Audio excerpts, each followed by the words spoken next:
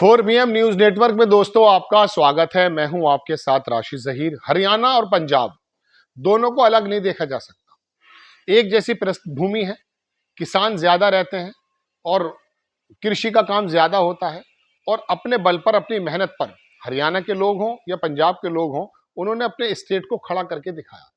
ये बात अलग है कि हरियाणा का चुनाव, हरियाणा के अंदर पिछले 10 साल से जो बेरोजगारी फैली है, जब से भारतीय जनता पार्टी की सरकार वहां है, वो भी वाकई नंबर 1 हो गया। लेकिन मैं आपको बताना चाहता हूं एक शेर के साथ। एक शायर ने कहा कि एक तो तेरे मौसम ही मुझे कम रास आए, एक तो तेरे मौसम ही मुझे कम रास आए, दूजे मेरी मिट्टी में बगावत बहुत थी। सुनील जाखड़ पंजाब के प्रभारी, भारतीय जनता पार्टी के नेता, किसी जमाने में कांग्रेस के नेता हुआ करते थे। प्रधान चीफ मिनिस्टर बनने का भी नाम हुआ करता था, छोड़कर चले गए थे भाजपा में। कई साल रहे, बहुत ज्यादा साल तो नहीं, लेकिन साल दो, डेढ़ 2 साल तो रहे एटलीस्ट। पंजाब के इलेक्शन में मेरे ख्याल से बदले तो 2.5-3 साल हो गए होंगे। वो छोड़ करके फिर दोबारा से उन्होंने भारतीय जनता पार्टी का दामन छोड़ दिया। कांग्रेस को पकड़ेंगे नहीं पकड़ेंगे अभी नहीं बता सकता, लेकिन एक बहुत बड़ा झटका पंजाब और हरियाणा की पट्टी पर लगा। पहली बात तो मैं आपको ये बता दूं, आपके सामने स्क्रीन पर मैं लगाता हूं सुनील जाखड़ की तस्वीर। ये के जाखड़ को मनाने में जुटे हैं बीजेपी नेता, लेकिन हुआ क्या है, इनके सामने का बहुत आधी उम्र का लड़का जो लुधियाना से चुनाव हार गया, रवनीत बिट्टू, जो चीफ मिनिस्टर हुआ करते थे इनके दादा, आपको याद होगा, जो एम्बेसडर उड़ा दी गई थी जब खालिस्तानी मूवमेंट चल रहा था, वो बंदा 2 बार गालिबन लुधियाना से कांग्रेस के टिकट से जीता। लेकिन इस बार टिकट मांग रहा था, टिकट नहीं मिला, हार गया, भाजपा से लड़ा, हार गया।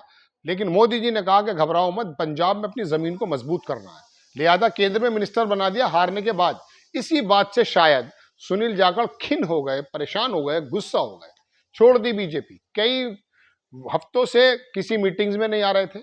मैं आपको ये जो रेजिग्नेशन है, बीजेपी को छोड़ने का जो इस्तीफा है, इसको हरियाणा के मद्देनजर बताना चाहता हूँ।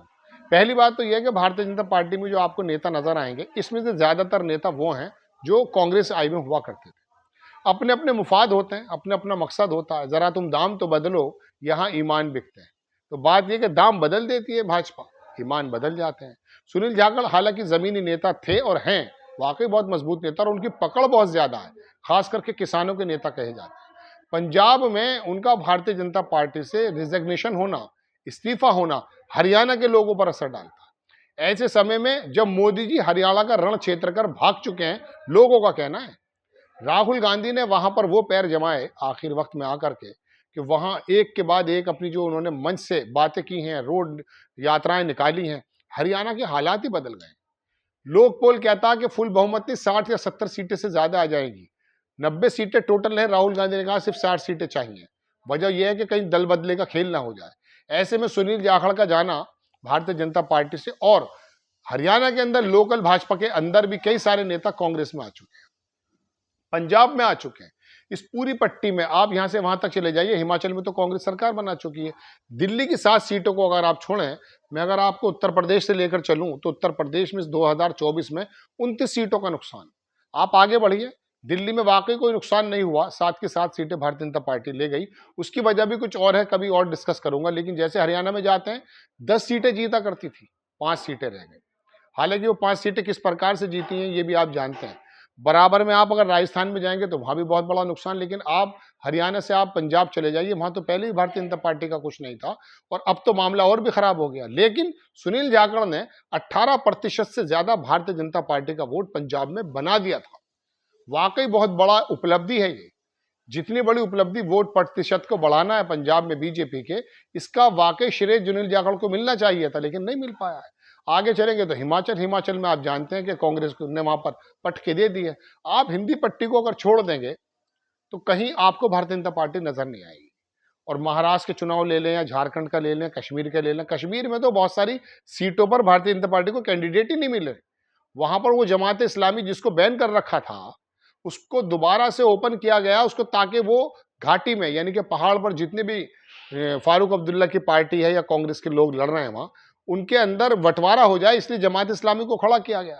मैं आपको कई महीने पहले बता चुका, राशिद इंजीनियर जो वहां लड़ रहा है, इंडिपेंडेंट के सहारे भारतीय जनता पार्टी इन लोगों को हराना चाहती है, ताकि इंडिपेंडेंट को जीत जाएंगे तो वो वहां से उन लोगों को अपने साथ मिला लेगी। लेकिन ये फूट डालो की राजनीति कब तक होगी? आपने महाराष्ट्र के अंदर चलते चलते इतनी शानदार सरकार को जो हिंदू मुस्लिमों को करीब लेकर आ रही थी उसको तोड़कर फेंक दिया। यानी कि आपके ही दल का कोई बंदा अगर वो गंगा जमुना तहजीब को मिलाने की बात करता है, भाईचारे की बात करता, तो आपके मैनिफेस्टो पे खरा नहीं उतरता। सुनील जाखड़ मजबूत नेता, पंजाब में भी इलेक्शन आने ही वाले हैं, वहां पर भी इस मद्देनजर बहुत बड़ा नुकसान।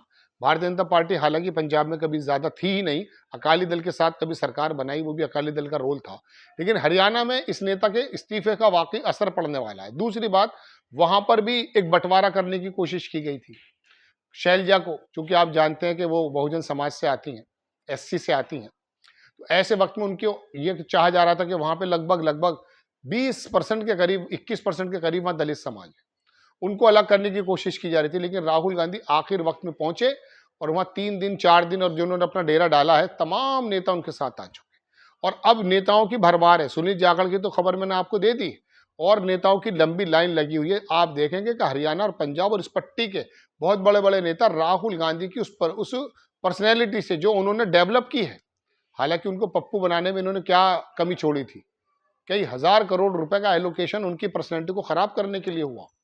नोएडा के अंदर आपने देखा दोस्तों कि तमाम गोदी मीडिया के जो एंकर्स हैं वो राहुल गांधी के हर एक एक्ट को चाइल्ड एक्ट बताने की कोशिश कर रहे थे और बता रहे थे कि बचकानी हरकतें, लेकिन वो बच्चा तो कुछ और निकला। मछली के बच्चे को तैरना नहीं सिखाया जाता है, वो जानता है राजनीति उसके खून में। उसने बता दिया मोदी जी को कि जब मैं राजनीति मुद्दों पर करूंगा, बुनियादी सवालों पर करूंगा, तो आपने जो हिंदू मुसलमान की पर्सनैलिटी बना के पूरे हिंदुस्तान में अपना ऑरा बनाया है, लगभग लगभग, ज्यादा तो नहीं, उसको मैं तोड़ दूंगा। और राहुल गांधी वो काम कर रहे हैं और उसी से प्रेरित होकर के ये नेता बार बार भारतीय जनता पार्टी को छोड़ रहे हैं। अब आपको थोड़े दिन में खबर मिल जाएगी कि सुनील जाखड़ जो है वो वाकई भाजपा तो उन्होंने छोड़ दी है, तो कन्फर्म हो चुका है। हालांकि बीजेपी का आला कमान इस बात को एक्सेप्ट करने में बड़ी प्रॉब्लम महसूस कर रहा है, बता नहीं रहा है आधिकारिक रूप से। कई लोगों ने बताया, लेकिन टीवी पर और सोशल मीडिया पर और अखबारों में खबरें आ चुकी हैं कि सुनील जाखड़ भारतीय जनता पार्टी में इस्तीफा दे चुके हैं। अब वो कब कांग्रेस में आएंगे, जैसे ही कांग्रेस में आते मैं आपको बताता हूं, क्योंकि अल्टीमेटली आनंद को कांग्रेस में है, कांग्रेस की ही वो एक आइडियोलॉजी है दोस्तों।